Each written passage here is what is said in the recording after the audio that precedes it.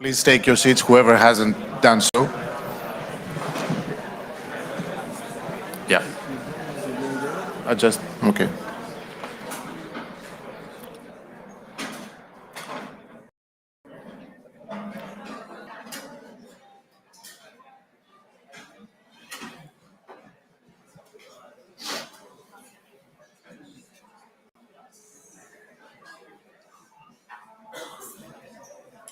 I think we're ready to start. Good morning, ladies and gentlemen. Bom dia. Before saying anything further, I would like to kindly invite you to use the little machines for translation. Channel 1 is English, Channel 2 is French, and Channel 3 is Portuguese, so that everybody can understand what everybody says from now on. Having said that, it is an immense pleasure to welcome you all here in this magnificent location, in this beautiful city in Porto. We are hosted by the Sephardic community of the city, one of the most historical ones in Europe, and one that has a lot of things to show. And you will hear more about it today, and you will also see a lot about it tomorrow, about the magnificent things that they have done over the past years to make Porto a community, a city where Jews can thrive and flourish. We are very, very thankful for their support, of the Porto Jewish community, our main partners in this event, for in every aspect, in all steps of the way, from the beginning when we conceived the idea of having here until today, where we have the pleasure to welcome you all. We are equally very thankful and grateful to the other major partners of this annual conference, which are also with us for a longer period of time. I'm talking primarily about the Association of the Hungarian Jewish Communities, the World Zionist Organization, who have helped us making this a reality, a multi-level support, and we are very thankful for that. We are also quite helpful for our long-standing main partners for this event and in general, including Action Protection League, including the Consistoire de Paris, including Portugueses por Israel, and the European Center for Judaism. Having said that, I'm sure that most of you have been in at least one of our events in the past. Maybe you have seen that these events are usually linked with an important date of Jewish history, be it a commemoration, be it something to remember, like Kristallnacht or the Shoah, or being something very positive, like, for example, the Declaration of Independence of Israel. 75 years ago, as yesterday, the 14th of May, Ben-Gurion proclaimed the Declaration of Independence of the State of Israel. So we are very happy for an additional reason to organize this event actually on the very same days where this historic event for Jews all over the world happened. Very briefly, I don't want to take a lot of your time to give you an overview of what you're going to see in the past few days, in the next couple of days. The event is a little bit different than many of you have seen and experienced in Budapest. We decided to have a full day of discussions. It might seem a little bit tiring, but please bear with us. I'm sure you're going to be rewarded. This is going to be a very entertaining, I hope also very educational experience for everybody, and primarily for all of you who made it all the way here to participate. We are also going, as I said, to show you tomorrow Jewish side of Porto, since we came in this magnificent place. You have the opportunity tomorrow to see, besides the achievements of the Porto Jewish community, also to get a glimpse of this beautiful city. Usually, our events are formed in a way that it's more or less known to you. We decided this year to introduce a little bit, let's say, a couple of novelties. One is the full-day conference.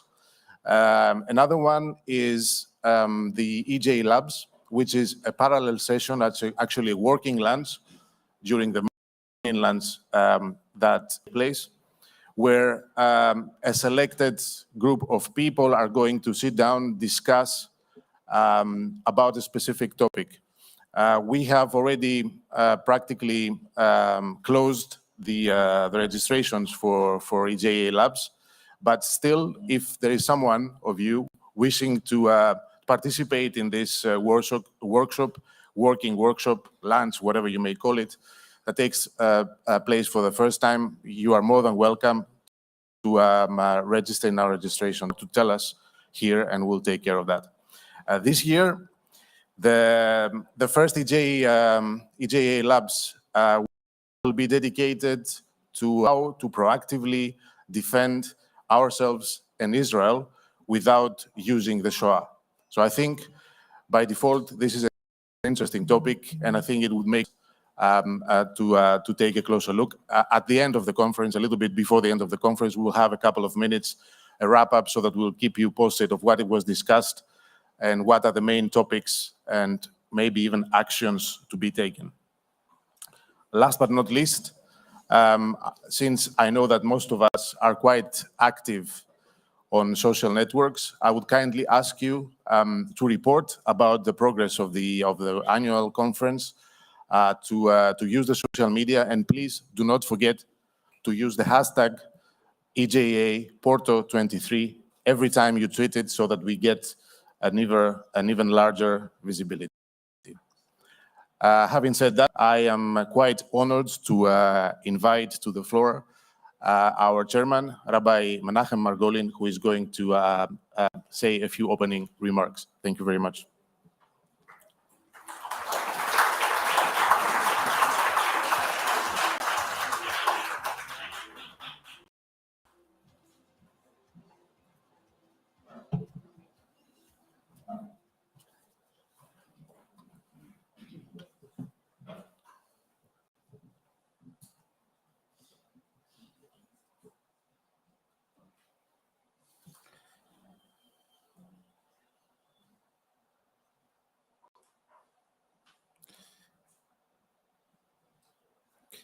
Just one more minute, I apologize.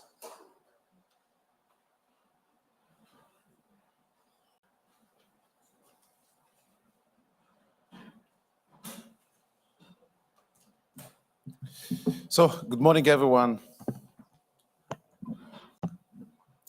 Excellencies, ladies and gentlemen, thank you very much for joining us here in Porto today. Let me welcome you all and start off with a little story. A Jew walks into a cafe and orders 3 drinks. The owner serves him and watches as the man drinks a little from each drink until all 3 drinks are empty. The owner was surprised and he asked, "Why do you drink them like that?" And the Jew replies, he says, "I have 2 brothers. One is in Portugal, the other one is in Hungary. But we decided that we should still have a l'chaim once a week together. So right now, as we speak, I'm drinking here, and my 2 brothers are doing the exact same thing." The cafe owner, thinking it is a wonderful idea, prepares the 3 drinks for this Jew every single week. Then one day, the Jew walks into the cafe and picks up only 2 of the drinks. walks slowly to his table and starts drinking. The cafe owner approaches his table and says, "I guess I should be sorry for your loss if you drink only 2 today." And the Jew replied, "Do not worry, my brothers are fine. It's just me that I stopped drinking, so I'm drinking only their glasses." You see, my friends, this is indeed a funny story, but there is a serious point behind it. Like those brothers, we are all in different countries. And indeed, our lives may be different, but all of us, we are united. The truth is that we are one. We are united by a common bond. We are Jews. This year's conference is themed on the idea of how of shaping the future of European Jewry together. And when we speak about shaping the future of European Jewry together, we must ask ourselves, what kind of future we would like to see? And if it is clear to us what is the future that you would like to see for European Jewry, what part can all do in order to achieve and make this into a reality? It is said that it is darkest before the dawn. And here is this room, ladies and gentlemen, we have communities. Was light burns away the dark. Firstly, the Jewish community of Porto, Gabriel and David.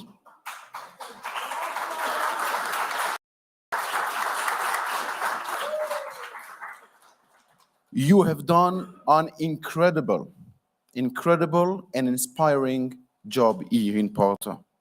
Your efforts that all of us will have the pleasure to see its results tomorrow will make you all amazed.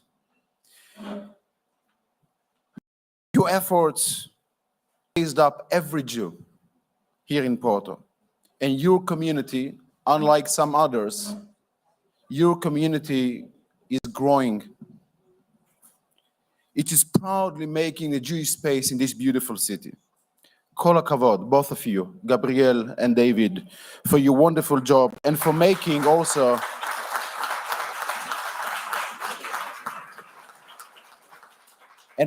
this conference a reality. Thank you very much. We have with us also an organization that not all of you know, ESKZ from Poland. We have with us Arthur, Edward, and the board, that their commitment to safeguard the Polish Jewish community had found allies and friends at the top of the Polish government.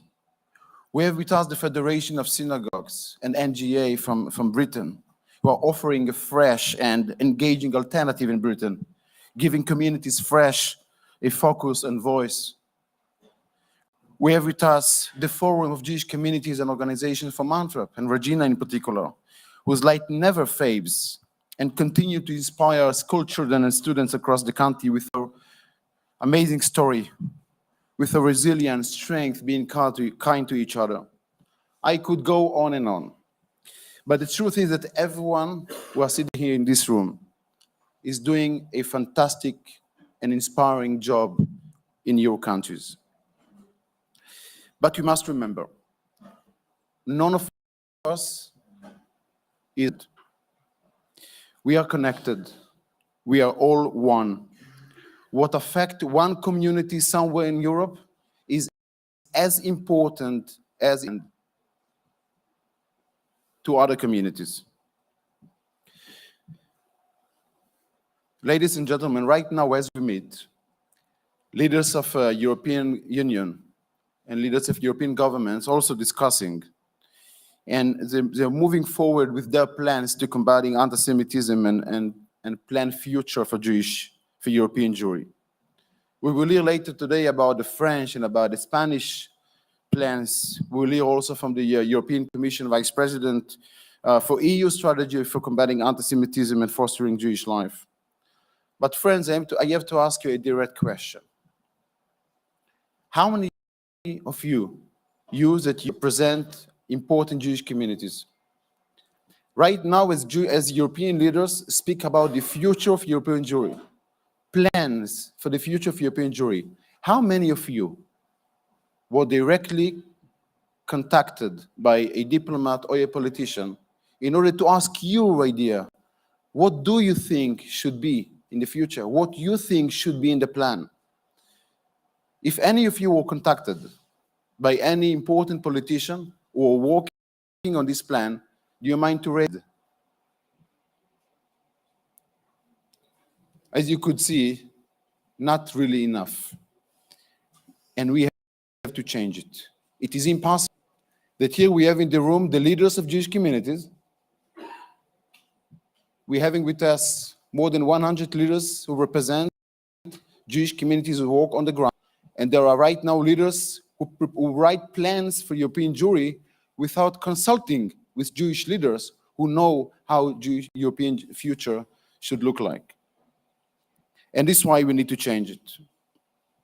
When we will finish our discussion today, we have a resolution for you to vote on. It is in front of you now. I guess you all should have it in front of you. This is not just a resolution for your community, but for each and every one here, and for each and every Jew in our communities. And if you all endorse it, then we will send it to every government in Europe and to the leaders of the European institutions. You will notice that it starts with the words, we Jewish leaders. We, because we are one community. We are stronger together, and when we speak together, our voice will be heard. And because, exactly like the joke at the beginning, when we say L'chaim, it's not just for us. It is for our brothers and sisters everywhere in Europe, Israel, and across the world. I wish all of us a great conference, and L'chaim to you all.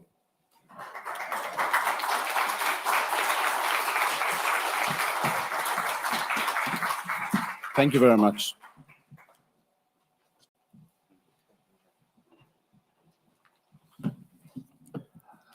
A lot of thanks to our chairman for these inspiring words. He also gave you an indirect but also very clear answer why this conference, we've decided that this year is going to take the whole day. It's actually also what makes it unique in terms of other events and the other activities that EJA and its affiliated organizations organize. It's practically organized because of you and for you. So it's a unique opportunity for the European Jewish community leaders to step up, discuss, debate, and request things from the respective national governments and subsequently the European Union institutions. So, I mean, it's clear that there is no better place as far as EJA is concerned than doing this here, because after all, EJA exists because of you. Without further ado, I would like to invite give the floor to Mr. Gabriel Senderovic, the president of the Porto Jewish community, for his opening remarks. Gabriel.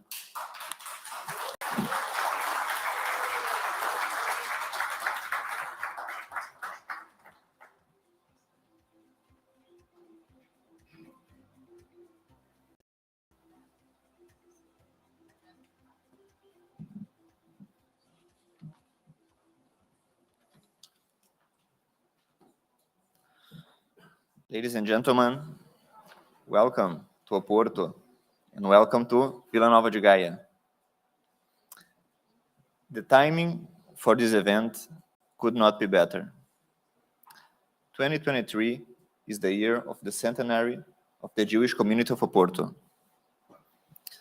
We started off this year by publishing a book about the community's history. The community would like to give each of you a copy of the book, and I hope you are able to make room for it in your luggage. It's a little bit heavy, it is bilingual, but it's worth the read. In 2021, the European Commission released a program with strategies to combat anti-Semitism and foster Jewish life in Europe by 2030.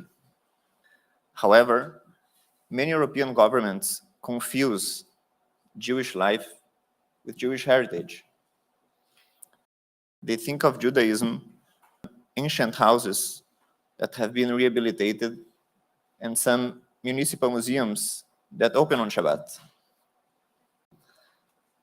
I'm honored to be the president of a community composed of traditional Jews, religious or non-religious, but respectful of Jewish culture.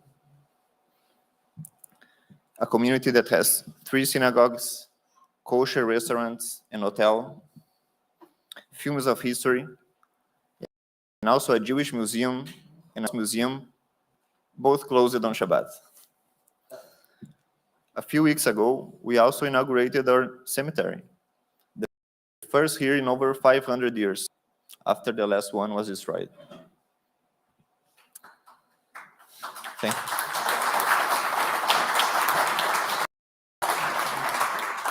After a decade of hard work rebuilding this community, one of the most important lessons we learned is that our aim as a should not be to have friends. We must aim to have freedom. Freedom to be who we are. I hope you enjoy your stay in this beautiful land. Thank you very much.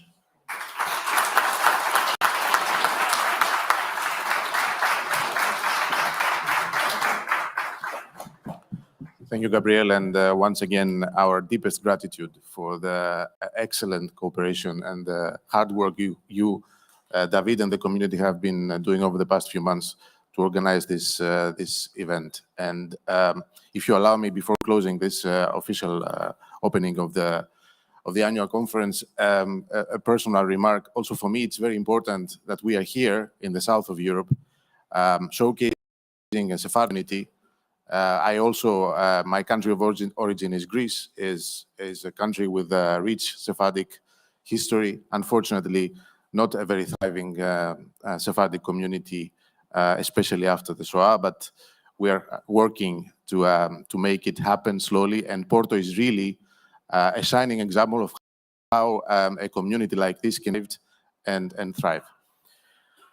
Let's move forward because we are we will be chasing a little bit the time today. So I would like to kindly ask to take over the moderator duties, my dear colleague and the director of our Brussels office, Alex Benjamin, who will guide you through the next session. Thank you very much once again.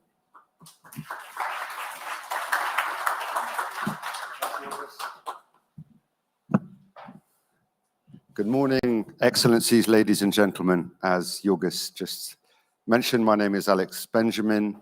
I'm the director here of the Brussels office at the European Jewish Association. Before we get things started in earnest, just so you know, as both Yorgos and Rabbi Margolin mentioned, we really want to hear from you. This conference, this is not a conference where you're going to be lectured to and sort of interminable speeches.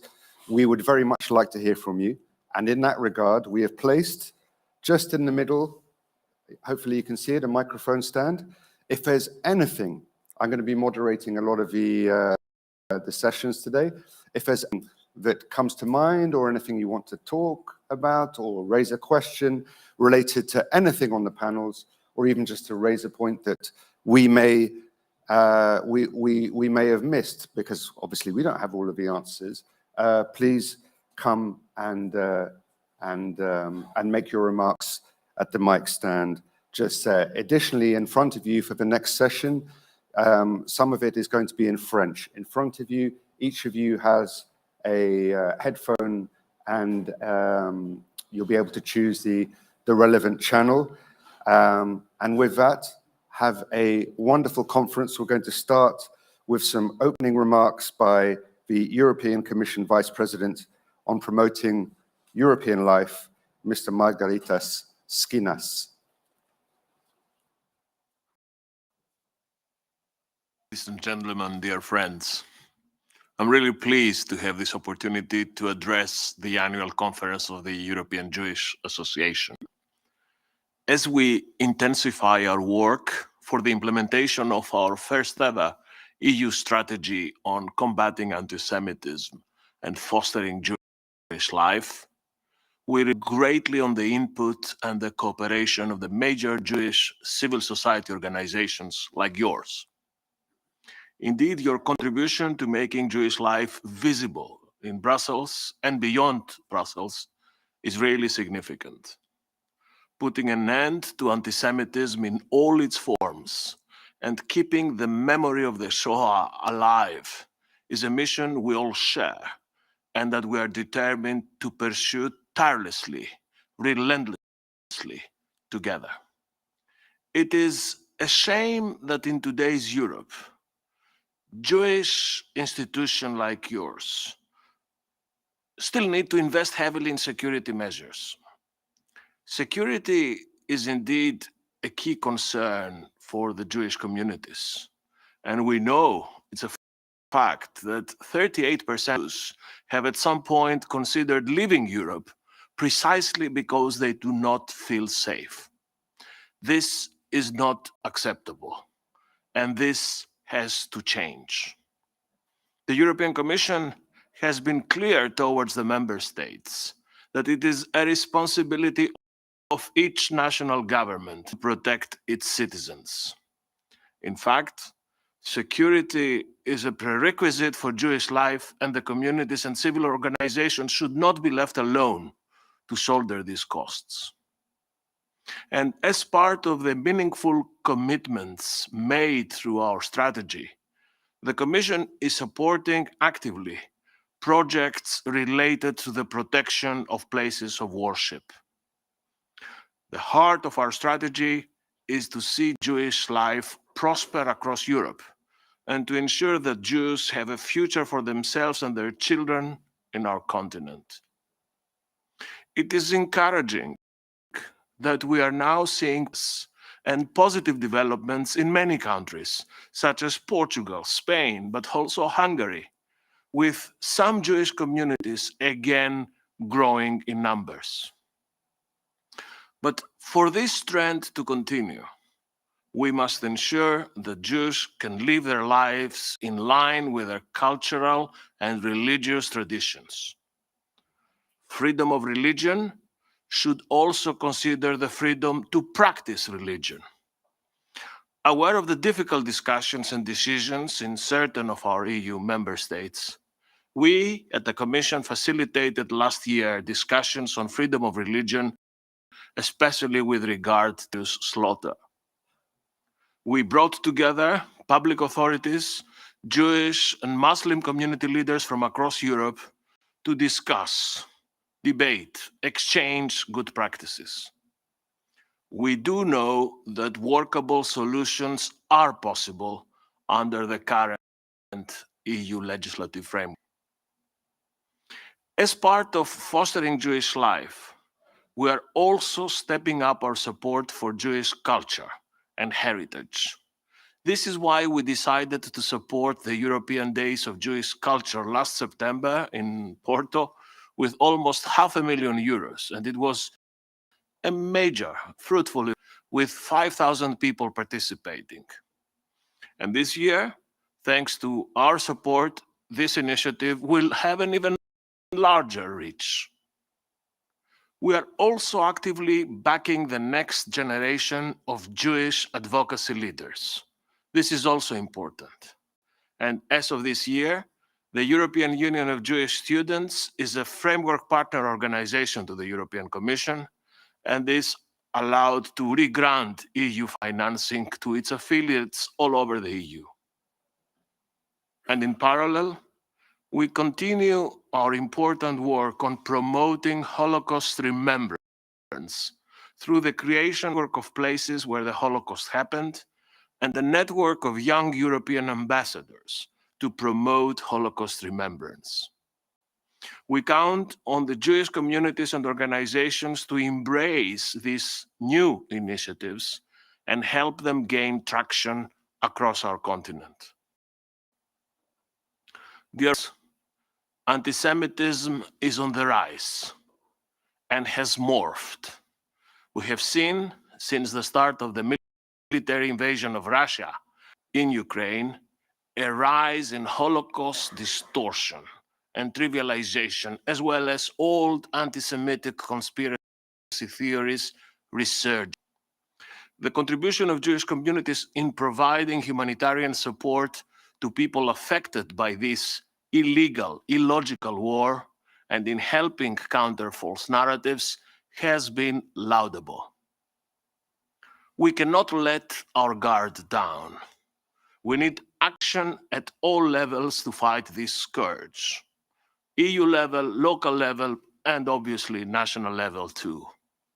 And I'm indeed very pleased that 14 EU member states have already adopted national strategies on combating anti-Semitism. All our member states have committed to do so in the 2022 European Council conclusions. And I want to assure you that the European Commission will monitor progress and follow up closely on this commitment of national action plans. Dear friends, Europe thrives in its diversity. Europe thrives when its Jewish community and other minorities, part of this diversity, thrive in it. I wish you all the very best. Thank you.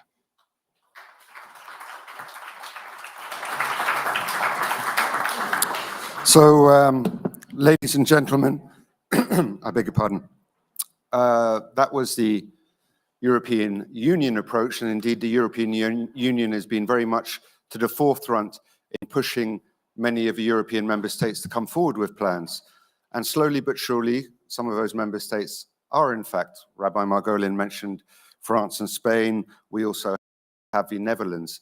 But start with France, and I'm delighted to welcome Mrs. Elise Fajolais, the General Secretary of the Interministerial Delegation for the Fight Against Racism and Anti-Semitism, under the acronym DILCRA, from France, to let us and inform us as to the situation in France at present. So if you can put your hands together for Mrs. Fajolais. Thank you.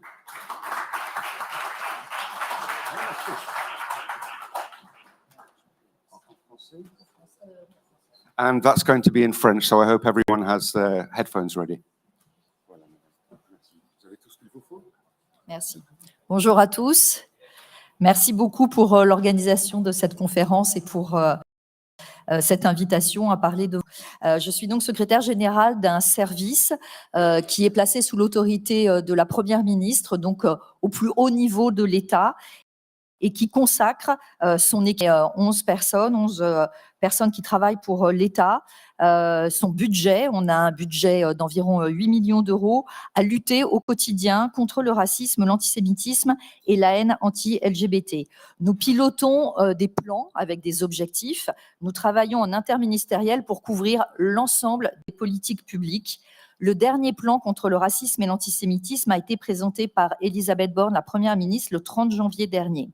Je n'ai pas levé la main tout à l'heure lorsque votre président a demandé quels représentants de la communauté juive avaient été consultés pour les plans, puisque je suis représentante de l'État français et non pas de la communauté juive.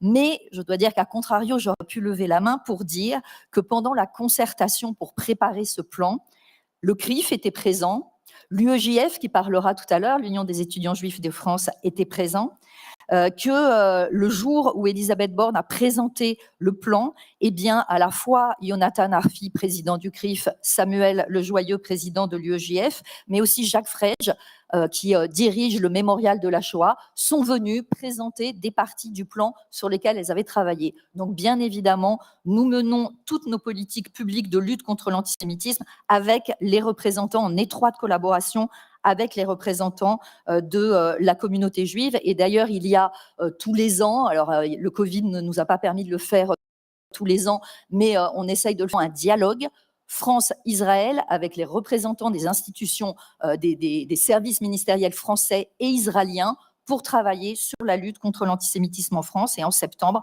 nous avons reçu à Paris une délégation israélienne pour travailler ensemble. Alors, quels sont les objectifs que nous pilotons donc dans ces plans? Je vais vous les présenter peut-être sous les deux angles essentiels qui sont d'un côté l'éducation, la formation et tout le travail autour de la jeunesse, et puis de l'autre côté forcément la répression des discours et des actes antisémites et l'accompagnement des victimes.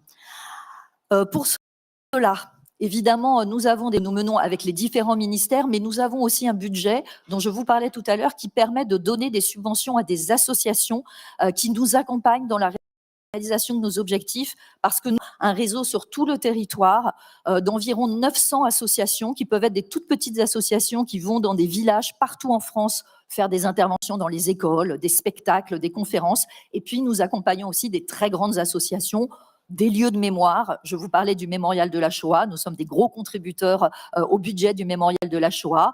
Mais nous avons aussi la Maison d'Isieux, le Camp des Milles ou d'autres associations qui luttent pour la mémoire, évidemment, pour aussi informer sur la présence juive et l'apport des Juifs à l'histoire de France, à la République française, et qui luttent contre les préjugés, l'ensemble des préjugés.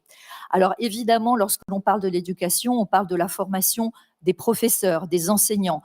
Nous travaillons avec le ministère de l'Éducation nationale pour que les enseignants soient armés à la fois pour former des citoyens qui ne soient pas antisémites, c'est-à-dire pour déconstruire les préjugés, et on sait comme les préjugés sont encore très forts, et donc pour lutter contre les préjugés, on va dire ancestraux, qui nous viennent du Moyen-Âge, et le plus connu est celui que les Juifs posséderaient tout, auraient trop d'argent, et on sait comme ce préjugé a armé le gang des barbares qui ont enlevé, torturé et tué Ilan Halimi il y a maintenant 16 ans de cela. Donc en effet, il faut dès le plus jeune âge que les professeurs soient armés pour apprendre aux jeunes à déconstruire les préjugés. Mais il faut aussi que les professeurs soient armés pour défendre les élèves lorsqu'ils sont victimes eux-mêmes d'antisémitisme.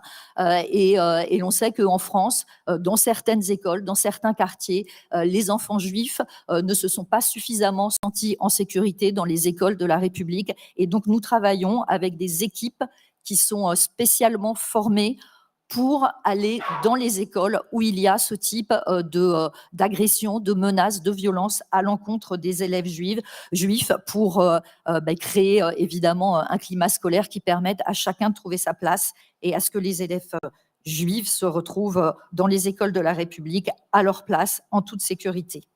Nous travaillons aussi avec l'enseignement supérieur. Alors, il y aura une intervention de l'Union des étudiants juifs de France avec laquelle nous travaillons et nous leur donnons aussi de l'argent. C'est le nerf de la guerre pour mener leurs actions. Nous avons, il y a quelques années, un réseau de référents contre le racisme et l'antisémitisme dans tous les établissements d'enseignement supérieur. Ce réseau marche plus ou moins bien. Il manque encore de force, d'efficacité et de visibilité. Dans le dernier plan, nous avons adopté des mesures pour que dans chaque université, dans chaque établissement d'enseignement supérieur, il y ait un référent formé qui puisse permettre à des associations de mener des colloques, des débats contre l'antisémitisme, mais qui puisse aussi être un relais pour les victimes et les orienter vers la justice, vers la police, vers les associations qui les accompagnent et qui les aident. À la DILCRA, pour lutter toujours contre les prêts de la jeunesse, nous avons créé un prix national qui s'appelle le prix national Ilan Halimi, dont je vous parlais il y a un instant, pour que les jeunes de France n'oublient jamais cette terrible histoire, valorisent la mémoire d'Ilan Halimi et pour valoriser des projets. Nous avons constaté qu'en effet, l'enseignement académique de l'histoire, de la mémoire, le fait d'enseigner la loi aussi et de dire que, évidemment, s'attaquer à quelqu'un en fonction de ses origines est contraire à la loi, ça n'est pas suffisamment efficace. Il faut que les jeunes s'approprient les sujets et donc pour cela, il faut qu'ils mènent des projets eux-mêmes. Et donc tous les ans, nous lançons ce prix national et il y a donc des projets qui sont menés par des jeunes de 15 à 25 ans qui peuvent créer un musée, qui peuvent créer un journal, qui peuvent créer un spectacle contre les préjugés racistes et antisémites. Par exemple, cette année, nous avons valorisé des jeunes qui, dans une petite ville du centre de la France, ont été à la rencontre des habitants pour parler de l'histoire d'Ilan Halimi et ont demandé au maire de leur ville qu'un square de la ville porte désormais le nom d'Ilan Halimi. Je peux vous dire que dans cette ville, peu de gens avaient entendu parler de cette histoire. Il y a quasiment plus de juifs dans cette ville et dans cette région. Et bien désormais, il y aura un square qui porte le nom d'Ilan Halimi pour honorer sa mémoire et pour faire réveiller les consciences. Nous portons aussi et nous accompagnons aussi un certain nombre de projets qui permettent de mettre en commun les mémoires et les cultures juives et musulmanes, en finançant par exemple des programmes avec le Musée d'art et d'histoire du judaïsme et l'Institut du monde arabe à destination des enseignants, qui s'appelle Culture en partage et qui permet de montrer les liens entre les différentes cultures. Également des expositions, comme l'exposition Juifs d'Orient qui a eu lieu à l'Institut du monde arabe, ou Juifs et musulmans au Musée national de l'histoire de l'immigration.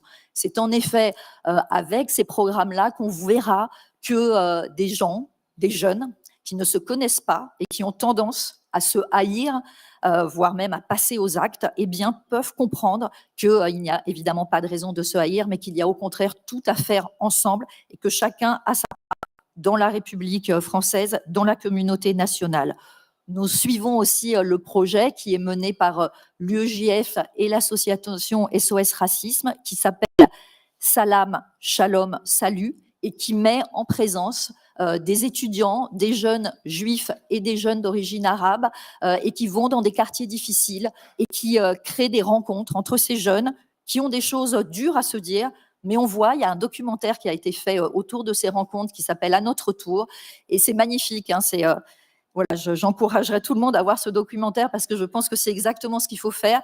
Des jeunes qui se regardent et qui se disent qu'ils ne s'aiment pas au départ, mais à force de se parler, qui se comprennent et qui après, dans leur famille, vont tenter au maximum de lutter contre ces haines ancestrales qui peuvent animer les communautés.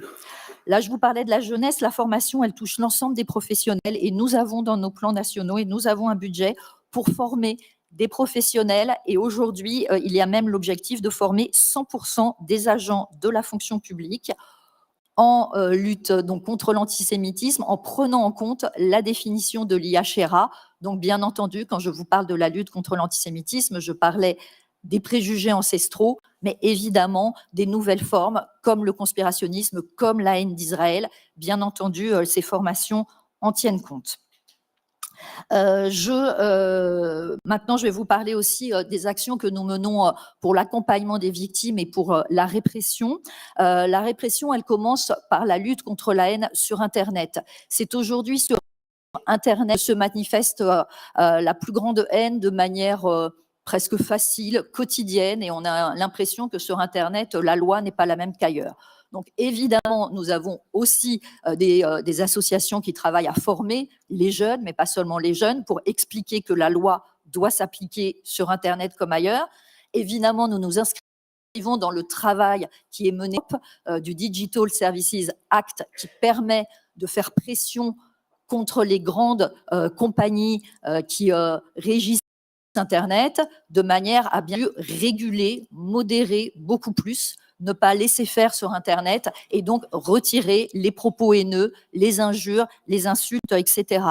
Mais ce qui est important sur Internet, c'est qu'il puisse y avoir des sanctions. Donc évidemment, il faut que les grandes compagnies modèrent, mais qu'il puisse y avoir des sanctions. Pour cela, nous avons une plateforme du ministère avec des effectifs qui ne cessent d'augmenter et qui mène les enquêtes sur Internet pour retrouver les auteurs de propos haineux, malgré l'anonymat. Évidemment, en travaillant avec les plateformes, on peut retrouver les auteurs. Et ensuite, nous travaillons avec un parquet de magistrats donc, qui a été créé il y a quelques années, un parquet donc, qui travaille spécifiquement avec les plateformes et qui est spécialisé donc, pour avoir des sanctions et des actions qui vont jusqu'au bout sur Internet. Je vais vous donner un exemple très parlant. Récemment, donc, lors d'un concours de Miss France, une jeune femme qui était Miss Provence, qui concourait pour être France, qui s'appelle toujours April Benayoun, lors de l'émission télévisée, comme toutes les jeunes filles, on leur demande d'où elles viennent et quelles sont leurs origines. Et elle explique que son père est d'origine israélienne. Et à ce moment-là, sur Internet, déferlement de haine, de menaces. On en revient à la Shoah, à Hitler. Enfin bref, boycott, ne votez pas parce qu'elle est israélienne. Tous les poncifs antisémites, eh bien, il y a eu des plaintes qui ont été déposées, il y a eu des auteurs qui ont été retrouvés, il y a eu un procès qui a été très médiatisé et il y a eu des sanctions. Et vraiment des sanctions réelles contre les auteurs. Donc voilà, il faut que ce type d'action soit de plus en plus nombreuse et marquante pour que, à la fois, les victimes de haine sur Internet ne se sentent pas isolées et se sentent légitimes à porter plainte, et à la fois les auteurs comprennent que la loi doit s'appliquer sur Internet. Pour ce qui est de l'ensemble des discours dans la vraie vie, ou alors des agressions ou des agressions antisémites, et on sait que dans les dernières années, il y a eu des agressions antisémites. Alors, la musique un peu joyeuse qui m'accompagne ne va pas avec ces propos, mais je pense que c'est en cours de règlement. Je pense que c'est en cours de règlement. Voilà. Alors, je ne voulais pas vous priver de votre... Il n'y a pas de problème. Je me suis permis de m'arrêter parce que j'étais en train d'évoquer malheureusement les agressions extrêmement violentes qui sont allées jusqu'à la mort de 12 personnes en France dans les, on va dire depuis l'analyse, dans les 16 dernières années, 12 personnes françaises juives qui ont été tuées parce que juives en France. Donc, on voit comme ces agressions sont particulièrement violentes. Évidemment, au quotidien, il y a aussi d'autres agressions du quotidien, des dégradations de biens, etc. Il faut en tenir compte. Pour cela, à la DILCRA, nous avons commencé à créer un réseau de policiers et de magistrats spécialisés qui sont formés par nous. On leur rappelle la loi, on leur rappelle leurs obligations, on leur rappelle l'histoire, mais également, nous finançons des formations. Chacun de ces nouveaux policiers, magistrats, y compris au cours de leur carrière, lorsqu'ils se spécialisent contre les crimes de haine, eh bien, peuvent être formés par le Mémorial de la Shoah, peuvent être formés par le Camp d'Émile, par la Maison d'Isieux, par le Musée Dreyfus, donc qui sont des institutions que nous accompagnons et qui sont spécialisées sur la lutte contre l'antisémitisme pour que les policiers et les magistrats appliquent la loi, c'est-à-dire accueillent les victimes et les accueillent mieux. Nous avons constaté qu'il y a noir, c'est-à-dire la différence entre le nombre de plaintes qui est enregistré officiellement et le nombre de personnes dans les enquêtes qui nous disent « moi, j'ai été victime d'antisémitisme cette année ». C'est énorme, la différence. C'est-à-dire qu'un certain nombre, enfin même un nombre important de victimes ne vont pas porter plainte parce qu'ils n'ont pas confiance dans la police et la justice. Donc, nous avons des mesures qui nous permettent de réinstaurer cette confiance, donc de faire en sorte que les questions soient correctement posées, qu'on entende correctement les victimes, qu'on les oriente vers des associations pour qu'elles puissent les aider vraiment à mener leur action, que les policiers recherchent les auteurs et transmettent les affaires aux magistrats et que les magistrats puissent prononcer des sanctions vraiment sur le mobile d'antisémitisme. C'est à ce prix-là que nous progresserons efficacement également contre l'antisémitisme. Enfin, je vais vous donner aussi politiquement l'engagement de la France. Évidemment, la définition de l'IRA qui a été adoptée dès 2019 par le président de la République, par l'Assemblée nationale, par le Sénat, par un certain nombre de grandes villes en France. Également le fait que certains groupuscules, qu'ils soient néo-nazis ou qu'ils soient islamistes et qui prônent de l'antisémitisme au quotidien, qui mènent même des actions contre l'antisémitisme, ces groupuscules ont été dissous par le ministère de l'Intérieur, par le gouvernement depuis 2019. Certainement, il y a beaucoup de progrès à faire. Nous travaillons beaucoup à la sécurisation des lieux de culte, puisque la menace antisémite existe toujours. Il faut continuer probablement sur les formes les plus récentes d'antisémitisme, comme le complotisme. On a vu pendant la crise du Covid à quel point le complotisme est revenu fort, en accusant les Juifs d'avoir créé et propagé le Covid. Et évidemment, comme l'antisionisme, c'est la volonté de l'État français en appliquant la définition de l'IRA. Ça n'est pas, et on le sait, porté politiquement par l'ensemble des forces en France, mais il faut toujours montrer l'amitié qui lie la France à elle et montrer à quel point l'antisionisme est une forme réinventée de l'antisémitisme et donc le combattre à ce titre. Je vous remercie.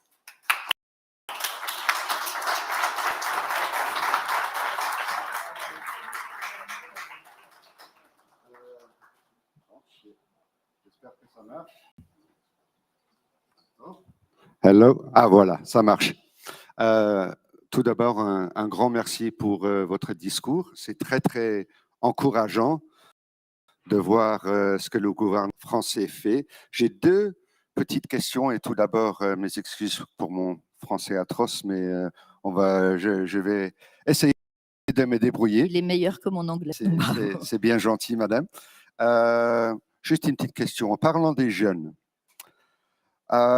j'imagine qu'il y a beaucoup de points en commun entre les jeunes juifs et les musulmans, non seulement au niveau théologique, mais aussi d'une manière plutôt immigrantiste ou deuxième ou troisième génération de juifs qui sont en France ou peut-être plus. Alors, et comme ceci, est-ce que le problème entre les jeunes, c'est Israël? Et pour vous, est-ce que l'antizionisme et l'antisémitisme sont exactement la même chose ou doivent être traités différemment?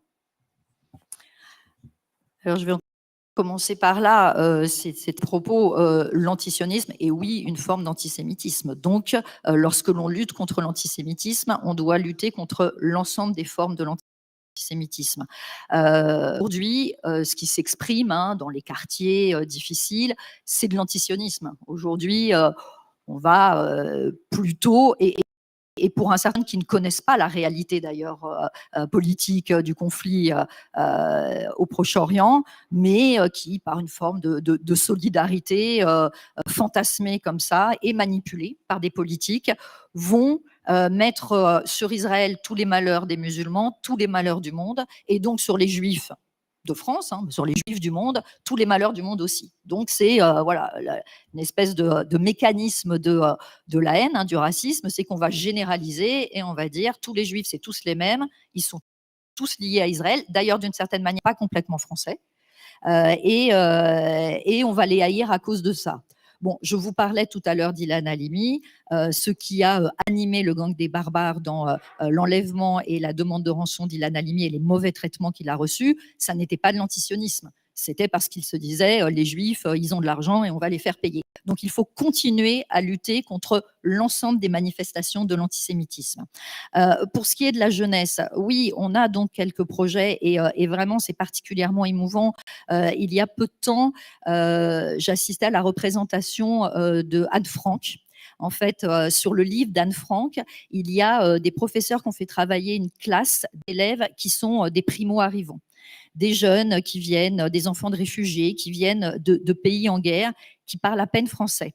Et donc, pour travailler sur Anne Frank, ils ont créé une pièce de théâtre.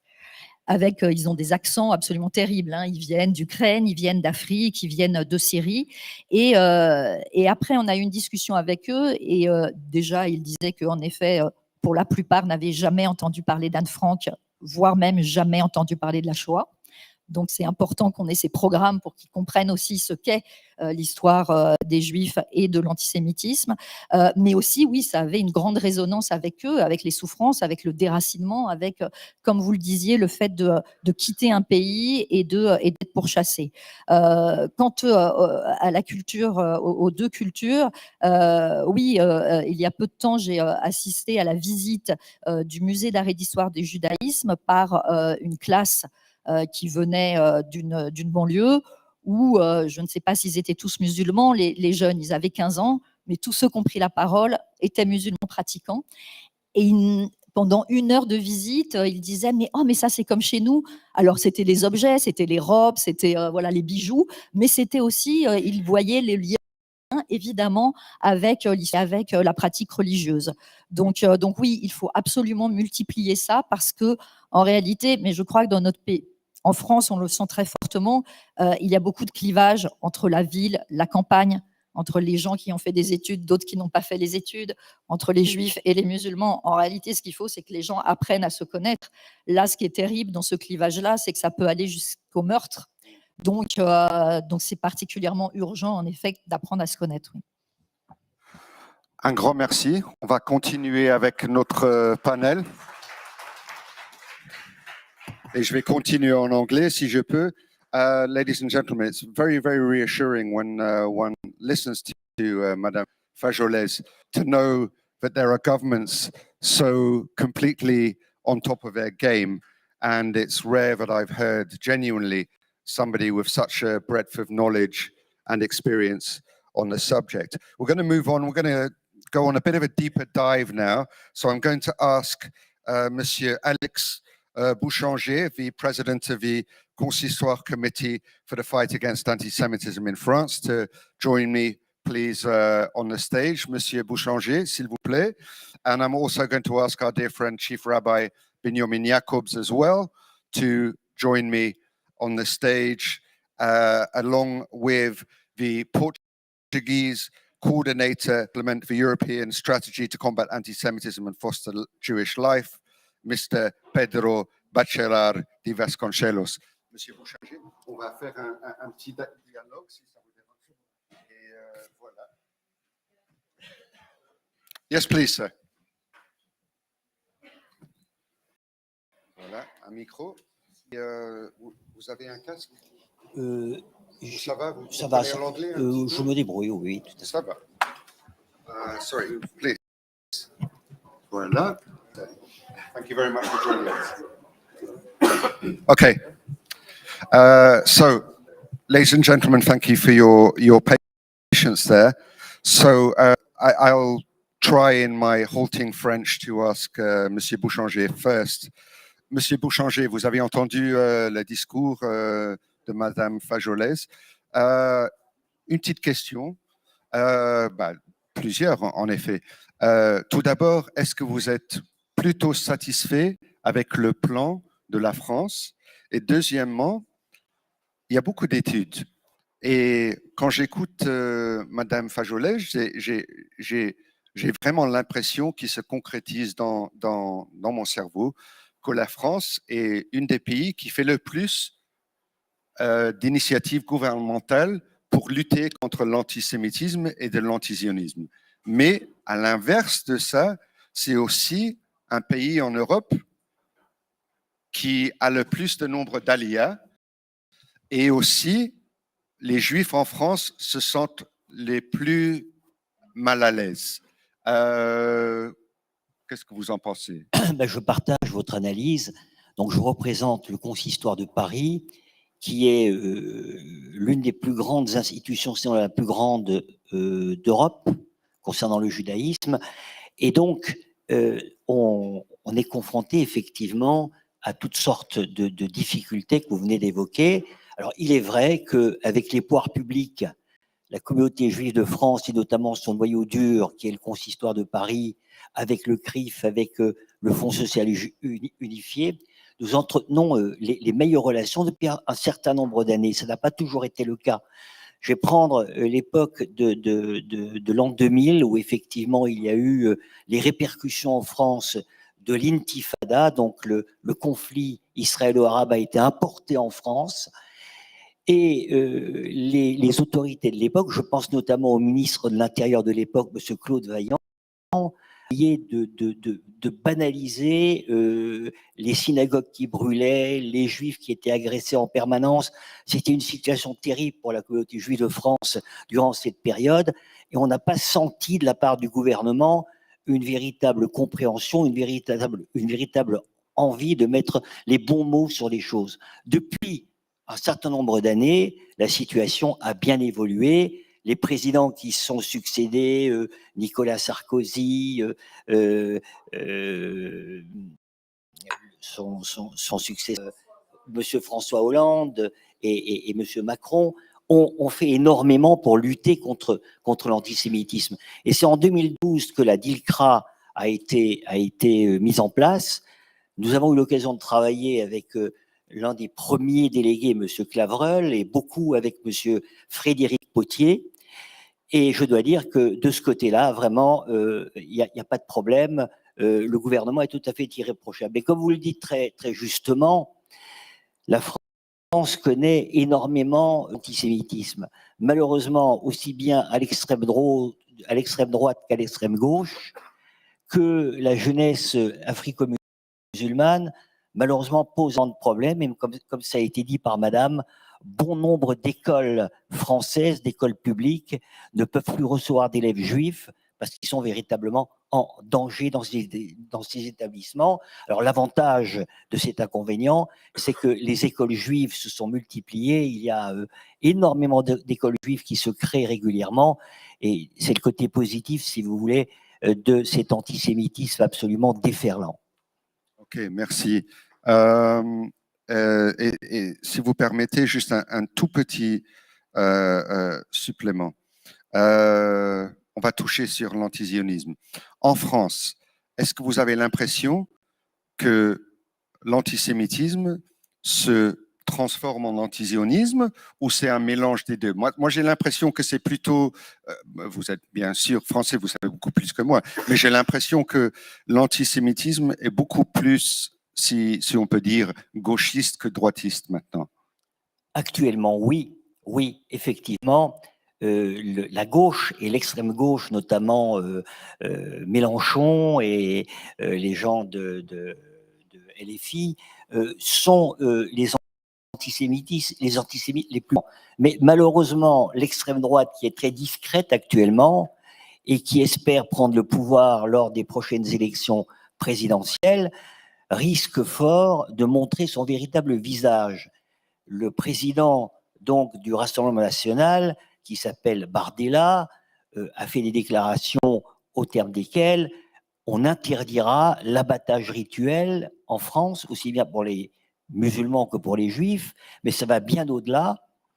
On interdira l'importation de viande cachère, au motif que les bêtes abattues ne sont pas étourdies préalablement. Et de suite après, on va nous parler de la Brit Mila, de la circoncision, que bon nombre de gens d'extrême droite, pour des raisons obscures, voudraient interdire. Et ça, c'est un énorme problème. La Convention universelle des droits de l'homme, tout comme la Constitution française, prévoit la liberté religieuse. Et le risque, c'est qu'à court terme, si l'extrême droite venait au pouvoir, on ne puisse plus pratiquer notre religion et que ça entraîne une alia encore beaucoup plus massive. Vous dites à juste titre que l'alia française est la plus importante en Europe, mais si on nous interdit la shrita, l'abattage rituel et la brit mila par voie de conséquence, eh bien, les forces vives de la communauté juive vont purement et simplement faire leur alia ou partir dans d'autres pays plus tolérants. Merci. Chief Rabbi Jacobs, very interesting point. I know you understand French. So the point that Monsieur Bouchanger was just saying there about there are laws for combating anti-Semitism, which of course are extremely important, and the IHRA definition, but there are increasing numbers of pieces of legislation that affect things like Shrita, Brit Milah, whatever. For all intents and purposes, if they're implemented, would have the same effect as anti-Semitism. It would mean de facto end of a meaningful Jewish life in Europe if you can't access your food and you can't practice your traditions. Holland, the Netherlands, I beg your pardon, is one of the widely seen as one of the most liberal and tolerant countries in Europe. However, having had the pleasure of your company for the last few years and got to know your community deeper and got to know Ellen and others, that situation seems to be changing. Now, one would imagine you've been fairly busy on doing, working with the government on any Dutch plan. Can you update us on those plans and some of the challenges that you face in Holland, the Netherlands, on a daily basis, including some of the laws that Monsieur Bouchanger was just finishing with? I could, but before I do that, I'll just want to correct you a little bit, because you told the public, all people here, that in Holland very liberal and very, if I come in Israel and wherever in the world, Holland, all Jews were safe during the war. Now, we have the highest percentage of being in Western Europe of people being killed. And it was not the German police who took the Jews from the houses, it was the Dutch police. After the war, anti-Semitism was very, very strong. The Jews who came back were not welcome at all, did not get any support. On the contrary, the queen in those days, there's the great-grandmother of the king today, she did not want to make any discrimination between Jews and non-Jews, meaning that the people who had no problem in the war at all and had a proper life, had money, everything, and the Jews who came back without anything, without family, without any possessions from the concentration camp, they should not be any difference in how they were treated. That's reality. Now, what happened? My generation, we brought shadow of the Shoah. We were brought up with a very big respect for non-Jewish people because they saved my mother's life, my father's life also, but that's a different story. So those who were brought up with after the war were children from survivors who in general had to say thank you, were alive thanks to non-Jewish people with danger for their own life, saved them. But the 80% children and parents who were killed, they had no voice anymore. So it took my generation a long time to realize that the situation in Holland was not that brilliant at all. No help. And today, let's say 25 years after the war, there was sometimes, in certain places, they made a memorial for the Jews who were killed. And the 50 years, it was everywhere memorials. So I once asked a mayor, how come 50 years later we're starting making memorials? Well, the answer was the one who was before me, the mayor, he rather did not want to have any memory what happened in those times, because what happened, how the Germans were, the mayors, the Dutch were joining the Nazis. That was in a terrible way. They didn't want any memory anymore. Today, a few weeks ago, I spoke a young mayor from a village called Lochem, and before the war, Jews were integrated. That was the problem. We were not assimilated, integrated. Everywhere in Holland were Jewish communities. So when the war started, and Hitler started, everybody thought, well, the Germans, the Polish Jews, the Russian Jews, we are Dutch. Nothing will happen to us. But it did happen. Now, he told me that after the war, in that little village, Lochem, which had a very strong Jewish community, there were only left two Jewish people, survivors. And there was a shul standing there. So the town hall, the mayor of those times, went to the Jews and told them, listen, we want to buy the shul, the synagogue. Okay, they had no choice. They were not able to do anything with anymore. But the mayor said in that time, straight after the war, to two people who just back from Auschwitz, you have to realize the value of the building of the synagogue is not so high anymore because you don't have services anymore. So first you kill the Jews, and then you tell them that their possessions are nothing worse anymore because they're not there anymore.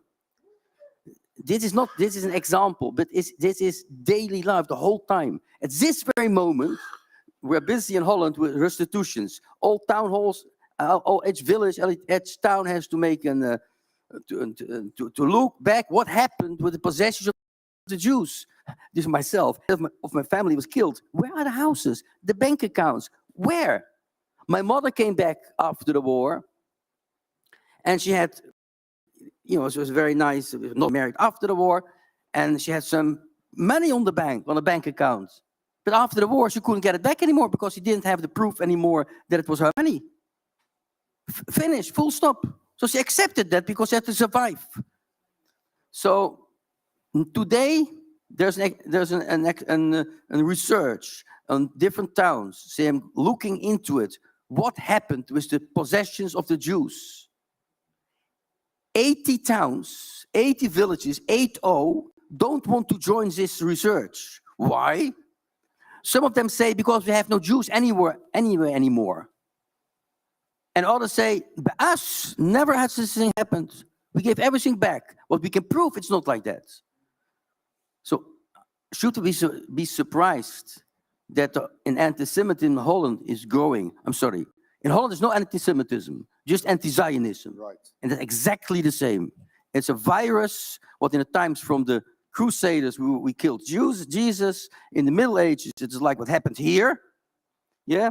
And then we had the pest, the disease. Jews were guilty. My parents have the wrong race. And I am a Zionist. If I'm a Zionist or not a Zionist, not important. I am a Zionist.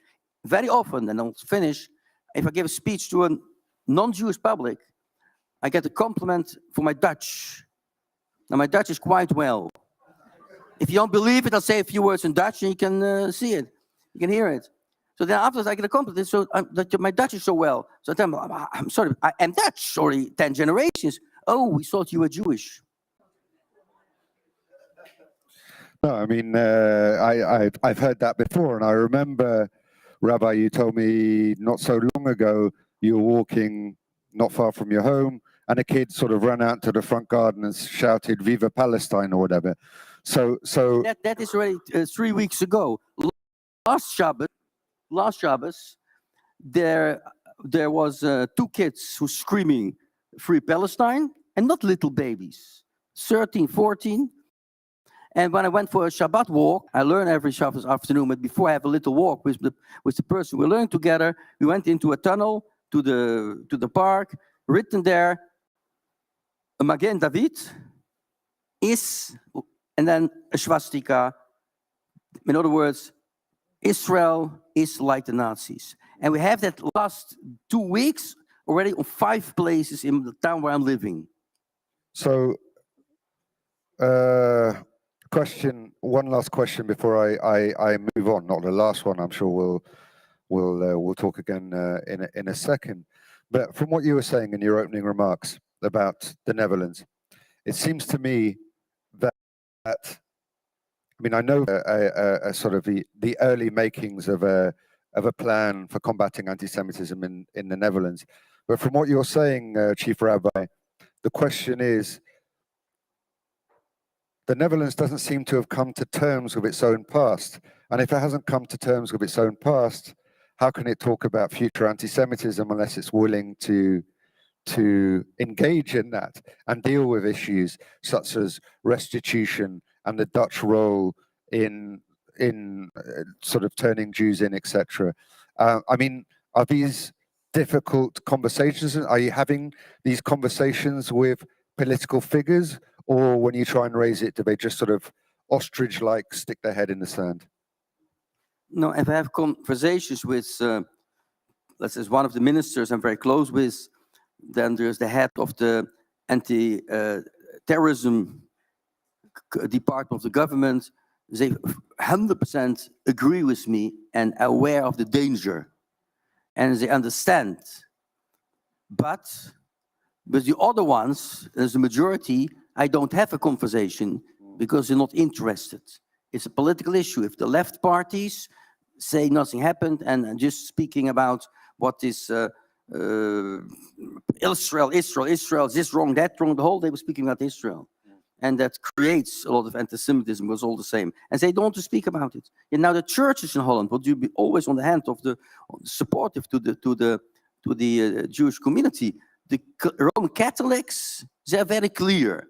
By example, now, 75 years Israel, they wrote a nice letter to the leadership of the Dutch Jewry. Yeah, I've got it, of course, and very clear that they support Israel.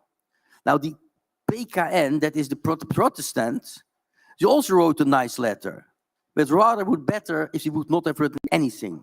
They wrote in such a way that they wish Mazel Tov, but, and then putting all the other restrictions, would have made it into a terrible letter. And if they do understand or don't understand, I don't know, but they are not less and less and less and less supportive. Okay, and just a very, very brief one. So Operation Shield and Arrow. When situation arises in Gaza or in Israel in general, do you, as Chief Rabbi, have to take extra security precautions? Are you more aware? Let me put it even more simply. When something happens in Israel, are you aware that you need to be more careful than usual? Well, I'll tell you a little secret. I don't need television, I don't need radio. I just look how many times police is driving around my house if something happens in Israel. Okay, thank you. Thank you, Chief Rabbi. We're with us a new guest in a relatively new position. I hope you're okay with English, sir. Is everything okay with English? Okay, fantastic. So ladies and gentlemen, just to remind you, we have the Portuguese coordinator to implement the European strategy to combat anti-Semitism and foster Jewish life, Mr. Pedro Bacharach de Vasconcelos. I love Portuguese names, by the way. They're very, very nice. Not always easy to pronounce, but very nice nonetheless. But Dutch names are wrong? No, Dutch names are great, but they're significantly less syllables. I mean, I'm glad that our friends from TSKZ are here, because some of the Dutch names, some of the Polish names are all but unpronounceable. Anyway, thank you for being with us, sir.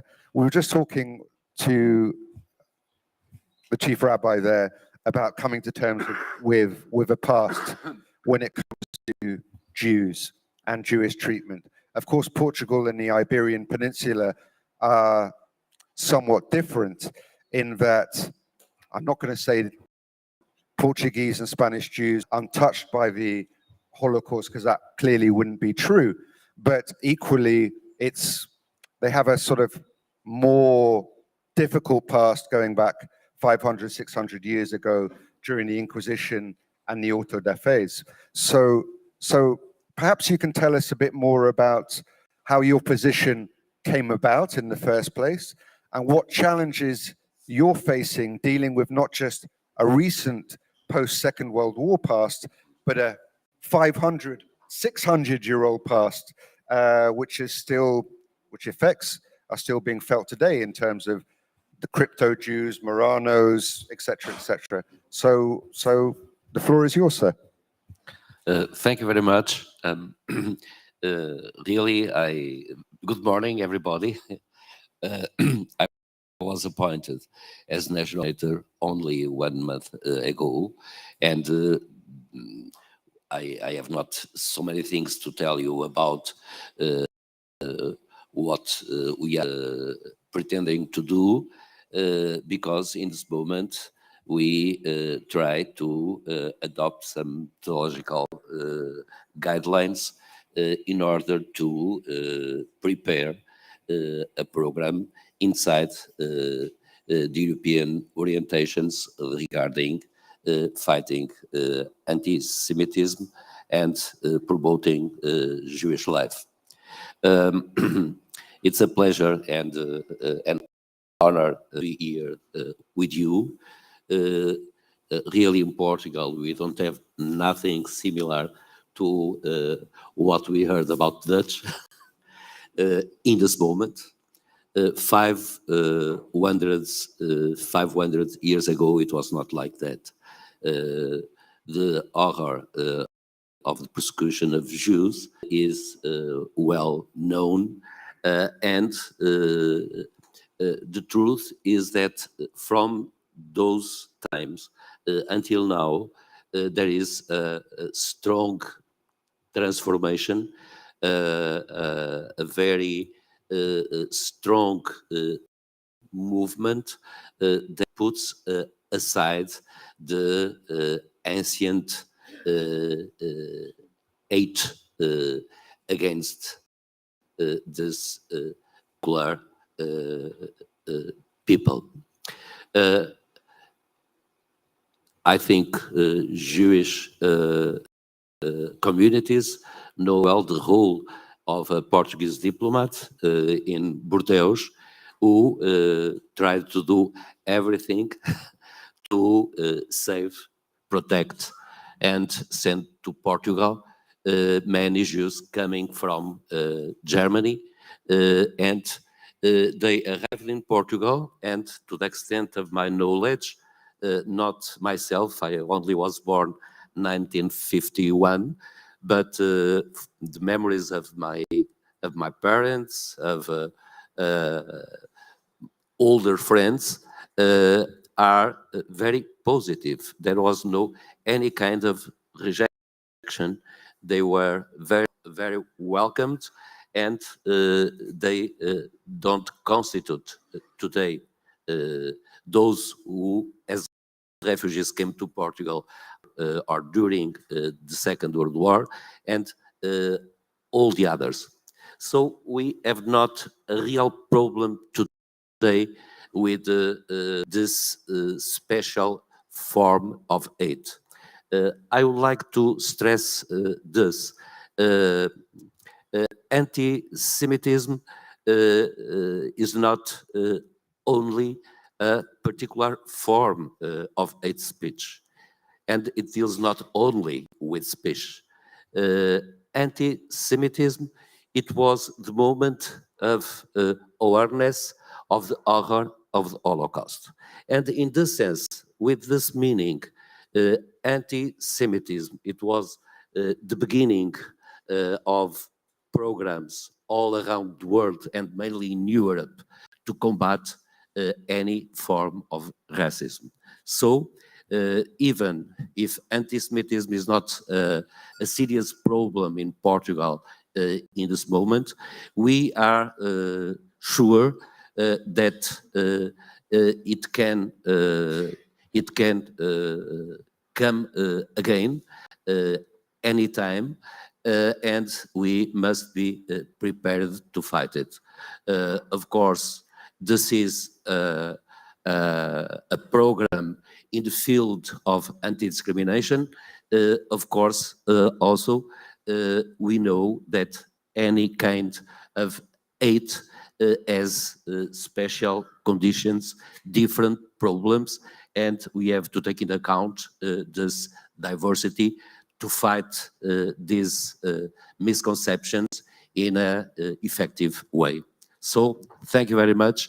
I count on the Jewish communities to prepare our national program. It's a pleasure to be with you. Good work. Thank you. Well, it's a pleasure from our point of view to meet you, but I'm not going to let you escape just yet. I'm going to ask, if I may, hopefully it's not a too personal question, but I'm going to ask it. What is it, or why does it matter to you? I mean, you've come into this role a month ago. Is it something that's you've grown up being aware of? I mean, you mentioned your parents. I mean, what is it about this position that excites you? Is the wrong word. That motivates you?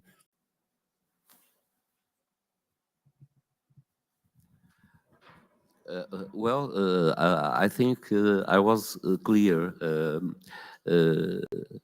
There is this is part of my education. My family was Catholic, is Catholic.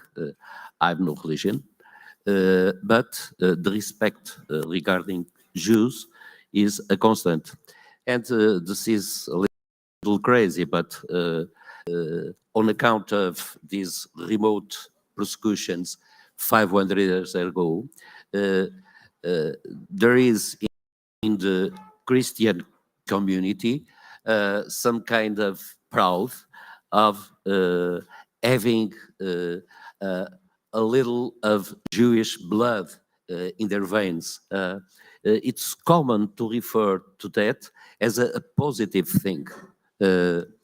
So really, if we want to promote this European program, we have to take into account the very specific conditions we face in Portugal.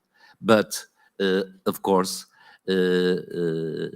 we never forget that the founder stone of anti-racism, of the public awareness of the need to combat discrimination was the recognition of the horror of Holocaust. And this is enough motivation. Thank you very much. Thank you. I think, Javi Jacobs, you wanted to jump in briefly? Often people asking, is it possible that someone's anti-Semitic and not anti-Zionist? Yeah, it's possible someone is anti-Zionist, and at the same time, it doesn't mean he's anti-Semitic. He's anti-Semitic. It's possible. But the other way, if it's not the same, then it should be possible that someone who is anti-Semitic, nevertheless, he loves Israel, and that I never saw. Yeah, no, it's true. It's actually a very good point. I've never seen that either. I'm just going to come back to you as well, if I may, please. Question is this: politics is becoming increasingly polarized. Social media, we've seen an uptick in hate speech. Do you see one of your main challenges, given that you've outlined that there is or there appears to be a sort of ingrained respect for Judaism and in general in Portugal, do you see one of your principal challenges being anti-Zionism and having to deal with the consequences of hatred of Israel and, for want of a better word, political anti-Semitism? Is that one of the biggest challenges you think you face? I think it's important to speak with Jewish communities in Portugal to have a good view what really in the is going on. But I don't think that in the main media, perhaps in a very insignificant way, in some social nets, it may appear there is not in the media any kind of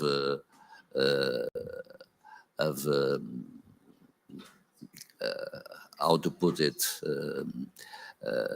of doubt, of hate against Jewish. Of course, the problem of Palestine stands, and it is a question that, of course, must not interfere with our program. Okay, thank you. I believe there's a lady who wishes to ask a question. Perhaps you'd be kind enough, once you do get to the mic stand just at the front, if you wouldn't mind identifying yourself. And by the way, kol hakavod for being the first person to stand up and ask a question. Yes, good morning. Yes, I have a question for Mr. Vasconcelos.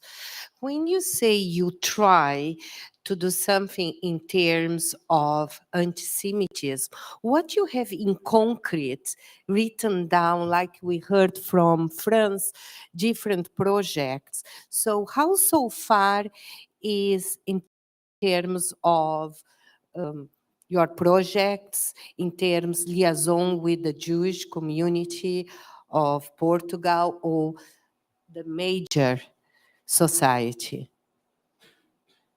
Thank you.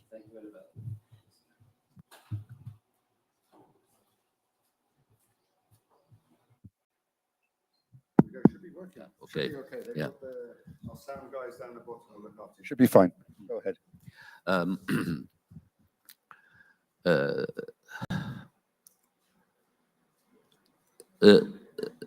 I think the once we can confirm this in the dialogue of the Jewish communities in Portugal, but if really eight attitudes are exceptional in our common day life. The main thing is to combat the misconceptions with from the positive side, promoting the Jewish life and trying to conquest a strong collaboration from Jewish communities to see the better way to make arrive to the large audience the particularity, the wealth of the diversity that Jewish customs, Jewish culture can bring to our country, to the Portuguese culture. We have no any doubt of the profound, deep influence of many Jews writers, novelists, poets, who in this long history, since the beginning of the nationality, 900 years ago, live in Portugal and give a contribute to the well-being of everybody. So it's on the positive side that we must stress the program we are intending to develop. Thank you. Okay, thank you very much. I wish you the very, very best of luck with your new position. I think we'll probably have a better answer as to how far the plans are advancing once we give you a bit more time.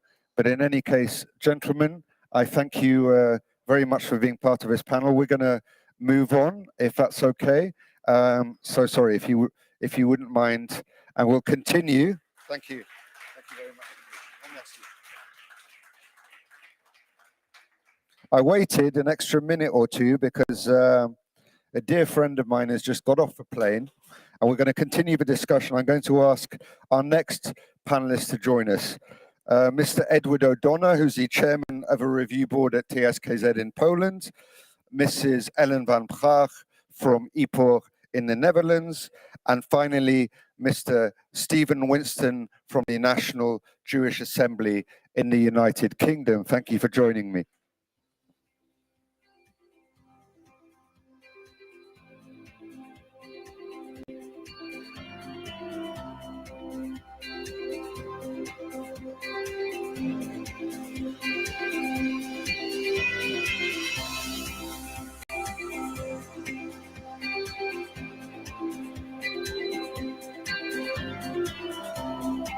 Got a microphone?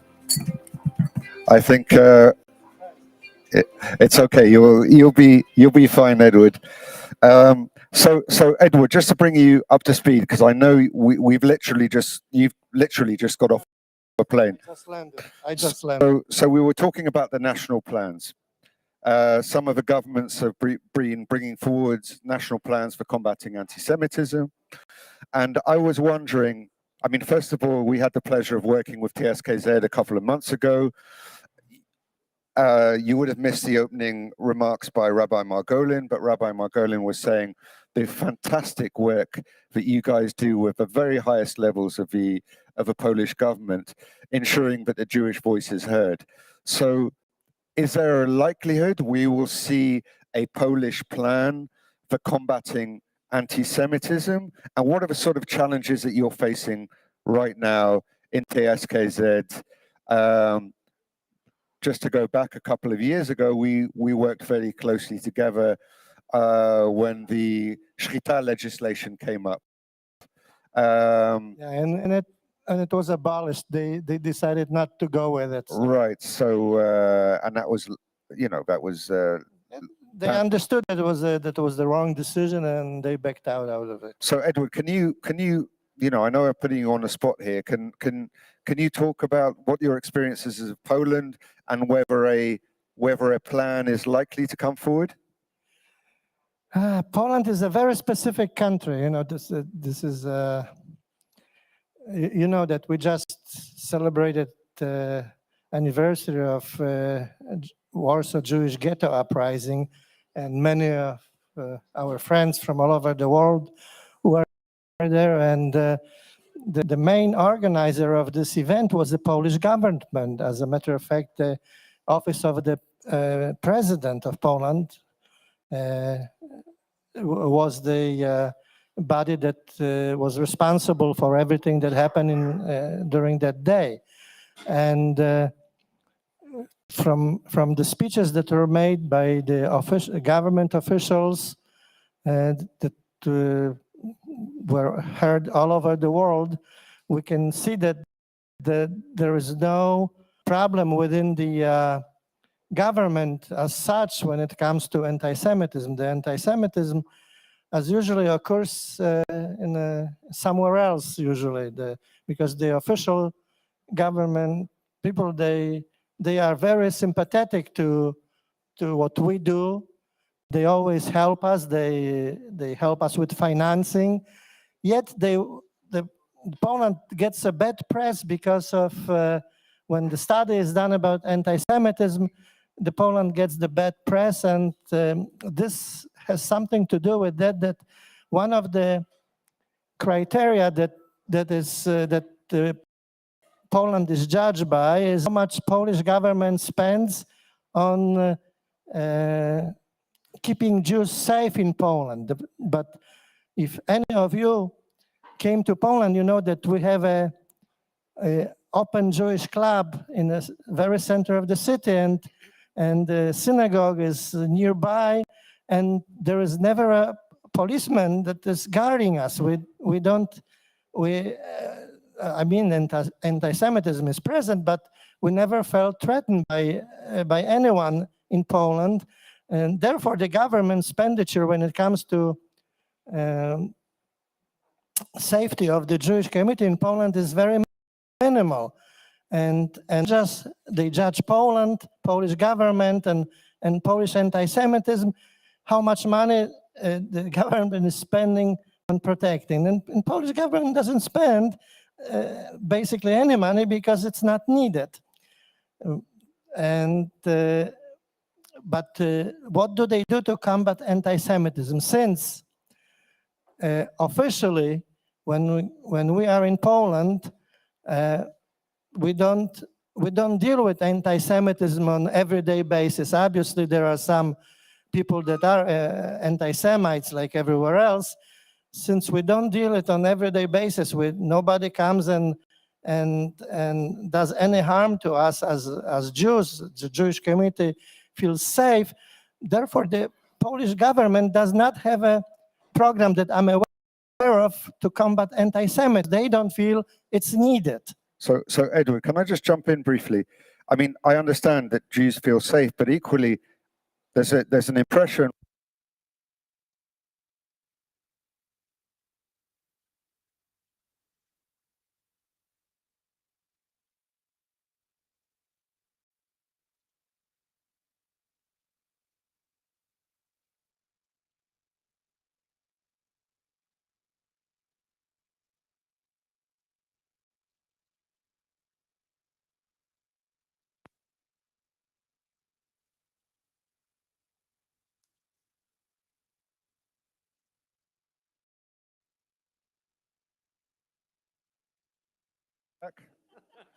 We're back online. I think we might be. Okay, well let's ignore it and hope it goes. I'll keep this close to my mouth if it does. The question is, Edward, there seems to be a fair amount, there's no other word, good old-fashioned anti-Semitism in Poland. And what I mean by that is, I'm talking little figurines of rabbis that bring you luck. I'm talking, sort of very old-fashioned notions of Jews. So it seems to me, although security might not be an issue, education most certainly is an issue. Of course, you're right, because anti-Semitism exists in Poland. I never said it doesn't, except it's not as threatening. Physically, does not threaten us as the Jews in Poland as maybe in some other countries. Maybe it has something to do that we don't have basically any Muslim population. The Polish Muslims are basically non-existent when it comes to other cities in Europe, in Paris, in Brussels. There are large Muslim communities that you may feel physically when you walk the street. In Poland, we don't have that, but we do have anti-Semites, and it's very easy to see it, especially in the internet, because in the internet, when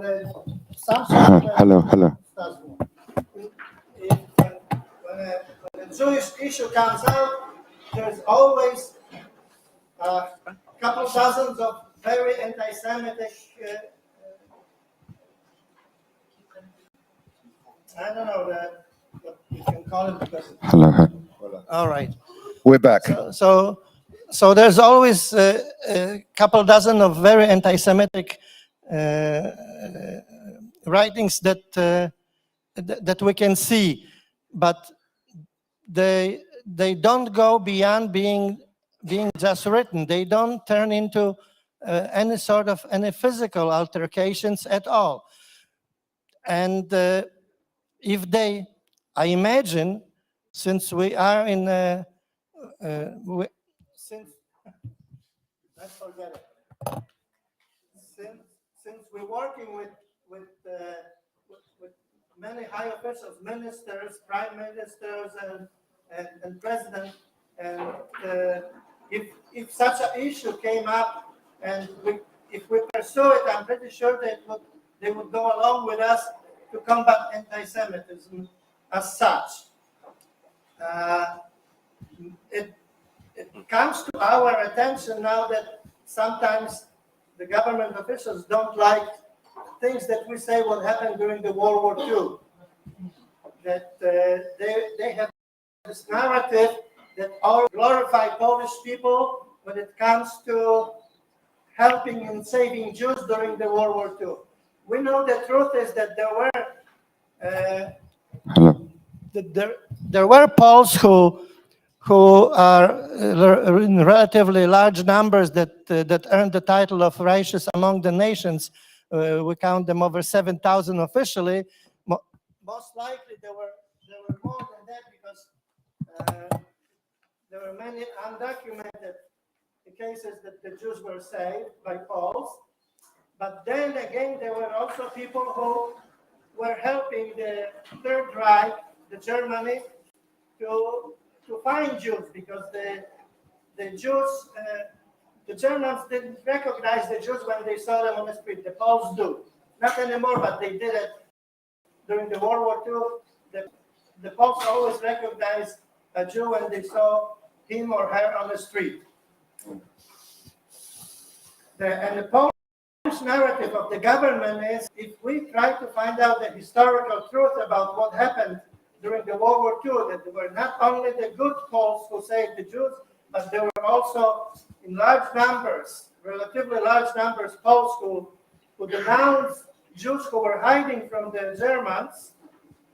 The Polish government gets a little upset about it, because their narrative is that the Poles were very heroic in helping the Holocaust. We know that this narrative is, we have to take into account that we are on the verge of elections that are going to be in the fall this year. And we know that the political narrative changes when the elections are coming up. So right now we haven't decided because of the narrative that is trying to find only good polls is because of the elections, or is it something else? We still have to work on it and ourselves to find out how to deal with that and what to do about it. Right now, most of the Jewish communities in Poland are very upset about what happened in the media recently when one of the historians mentioned the TV program that were quite a few falls that were denouncing Jews during the war. So they're very upset about it, and there was a discussion, but I think the discussion was short-lived, and we don't know what will come out of it. So this is a situation that is developing. How it's going to go, we're going to find out after the election, because before the elections, we know that the dynamics of what the politicians say is different than what it is when it's post-election time. Thank you, Edward. Ellen, we heard earlier on from Jakob. He talked about the history and some of the challenges from the Dutch perspective of sort of coming to terms with the past. I'm going to do that. Sorry, just so everyone knows, we'll finish this panel and we'll stop for a coffee break, and then we'll give our technical team a chance to get all of this sorted out. We'll come back shortly after that. But Ellen, sorry, I was saying. The situation is that when it comes to the Netherlands, you just said from Edward, a sort of old-fashioned concept. Now, presumably there is still some bad folks, but my impression is certainly from what Jakob was saying, that he's right there as well. So my question to you is, Ellen, what do you think is missing from a Dutch government perspective? What is the elephant in the room? What is the issue that they're not willing to address in order to properly tackle this kind of worrying trend in Holland?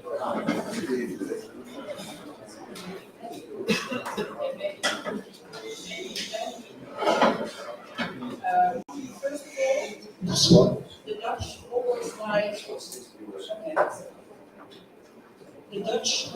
choose the side of the enemy.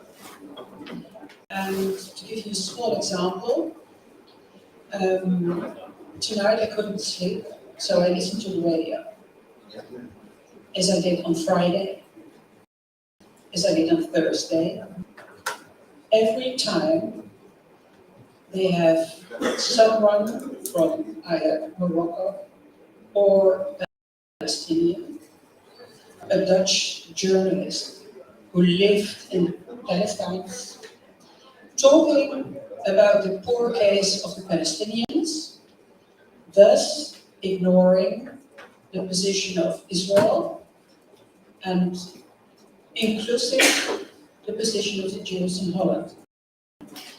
And the position is very, very difficult because of the small numbers we have left in Holland. As you understood, the percentage of Jews murdered in Holland were incredible. But there's also another thing. Many Jews are leaving or were in Holland either to live in Israel or United States or anywhere in the world except Holland.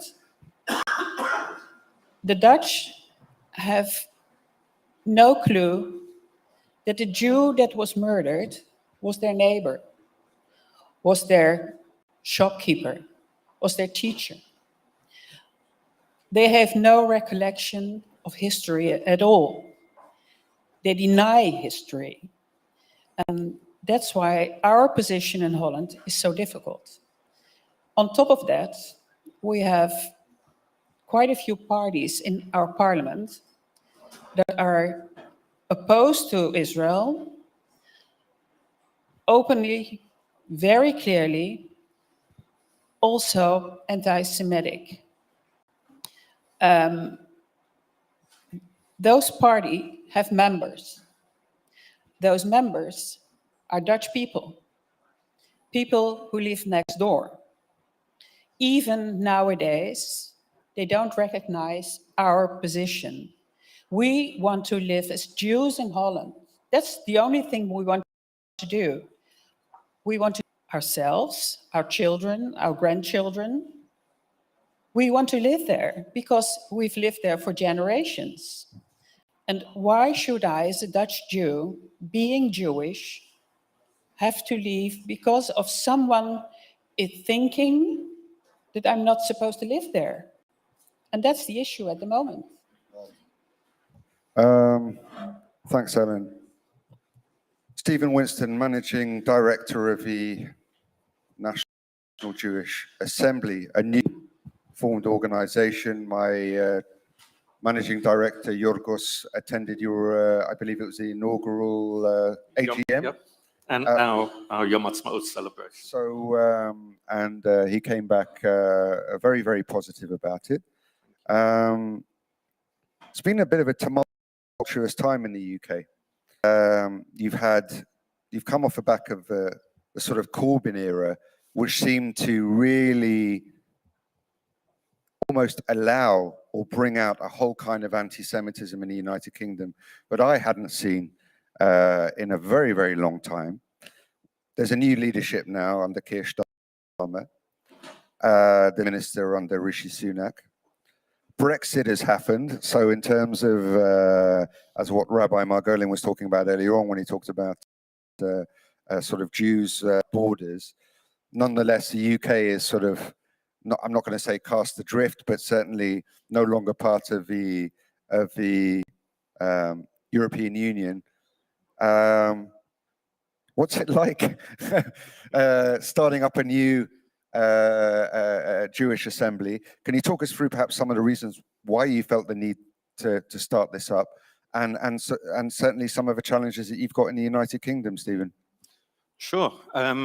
So just to get to your point about era, whilst he is now, removed from being able to stand as a Labour candidate, and the Labour Party under Keir Starmer are making very real efforts to remove any and all anti-Semitism. There's still traces, and most recently, for example, we had Labour MP Diane Abbott, who wrote a letter, and in that letter she said that Jews don't suffer from racism, and they don't suffer from hatred, which was in itself entirely ignorant. And it's not just confined to Diane Abbott. There are still Corbynistas within the Labour Party. Time will tell, but it is definitely there are signs of improvement. But we must never become complacent in that regard. The NJA, I formerly served as the executive director of the UK Zionist Federation, and for those who don't know, the Zionist Federation was the world's oldest Zionist federation, created in 1899 and was named in the Balfour Declaration. And in recent years, that the left-wing organisation members of the Zionist Federation mobilised themselves, and they organized the National Council Board. And I personally felt that it was no longer a place for me to work. But that decision was taken away from me as they made everyone redundant. And so now they just exist in name only. So it was at the same time, our chairman, Gary Mond, who was one of the vice presidents of the Board of Deputies, he experienced a little bit of a witch hunt, which was by some people in the community who did a deep dive into his Facebook activity over several years, and really nothing was found, but whatever they found, it was used to eject him from the Board of Deputies. He was also a trustee of the Jewish National Fund in the UK. And so it was really just it became evident that we needed an organisation in the UK that would be truly representational. I can never remember if it was Abe Lincoln or George Washington who said, by the people, for the people, and of. But that's how we see the National Jewish Assembly, and that's how we operate. And we take a more realistic stance. We don't put our head below the parapet. We're not shy to stand up and call things out for what they are. I've heard several other far more distinguished here today than myself saying how anti-Semitism and anti-Zionism are one and the same thing, and we fully agree with that. In the UK, just recently, for example, there was a drive-by of a car outside a Jewish school in London, where the car was blaring out a Hezbollah battle song, which talks about spilling the blood of Jews. And it was outside a Jewish school. And this comes a couple of years after the 2021 convoy that went through North London, a very predominantly Jewish area, where they were crying out to rape the Jewish mothers and do things to the daughters. So those things still happen. Clearly, they're still happening.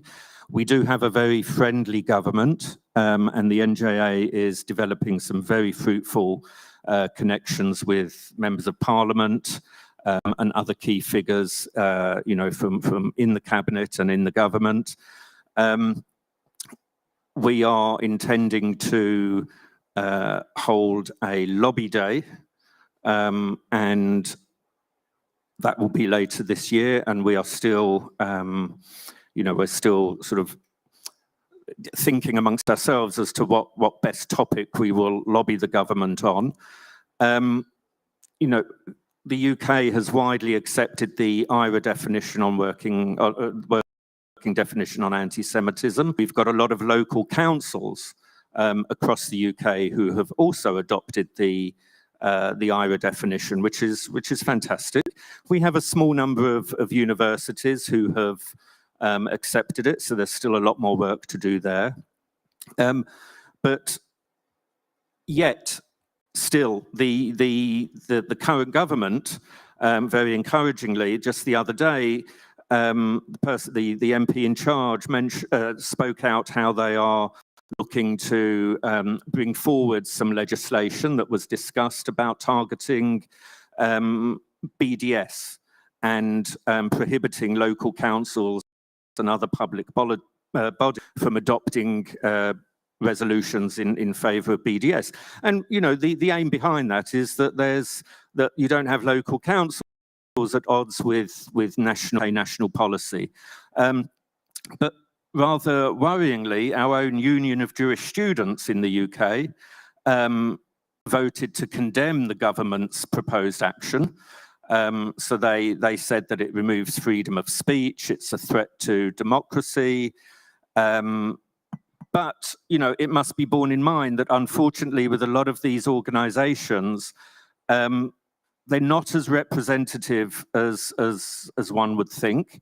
And even in the UJS, their conference had a very heavy attendance from the more liberal and left-leaning students.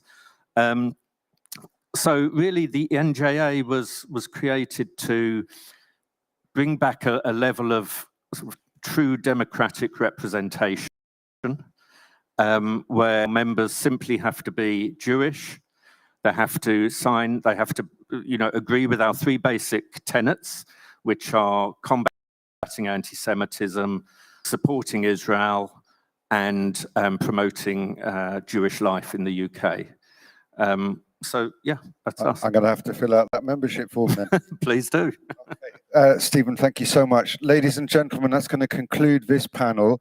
Let's have a well-earned caffeine fix, and we'll see you back here in about 10, 12, or if I'm feeling very generous, 14 minutes. Thank you so much. Thanks for your attention.